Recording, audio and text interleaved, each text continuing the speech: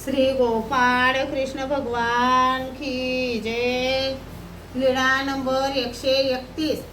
मद ऐसाला कलियुगाच्या धर्माचे निरूपण। छिन्न पापीहून मद ऐसा देई गावाला। पुराण ऐकायला गेली, पुराण ऐकून आली, दंडोते घातले, श्रीचरणा लागली। मग सर्वज्ञान जवळ बसली। सर्वज्ञांनी विचारले, बाई तुम्ही कुठे गेल्या होत्या? ती म्हणाली, जीजी मी देई गावाला पुराण ऐकायला गेली होती। सर्वज्ञ म्हणाले, बाई तेथे काय सांगत होते? मद ऐसा म्हणाली, जीजी तेथे कलियुगाच्या धर्माबद्दल सांगत होते। सर्वज्ञ म्हणाले, ते काय सांगत होते? जीजी कलियुगाच्या शेवटी हरभऱ्याच्या झाडा एवढी झाडे होतील, अंगठ्या एवढी माणसे होती असे पुराणात होते, तर ते खरे आहे का?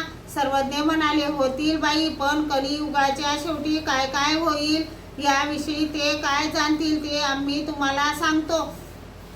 कलियुगाच्या 3 लक्ष वर्ष गेल्यानंतर 4थे लक्ष प्रारंभ होईल आणि त्यातील शेवटच्या 1000 वर्षातल्या काळात कोणताही मार्ग धर्म आचरणात राहणार नाही, जात पात राहणार नाही। कलियुगी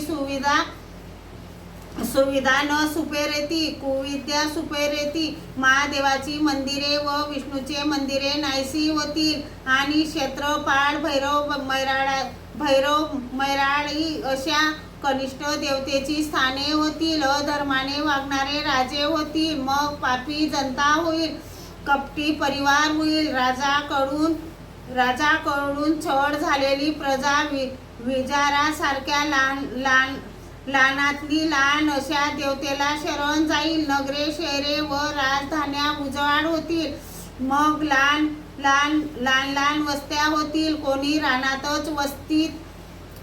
12 गावाच्या अंतरावर गाव वसेल। राजाच्या राण्या तहान काढतील, भातासाठी अन्नासाठी भांडणे होतील, घरच्या परस बागा एवढी शेते राहतील, मोठमोठे जलाशय व नद्या आटून तेथे फक्त डबके उरतील।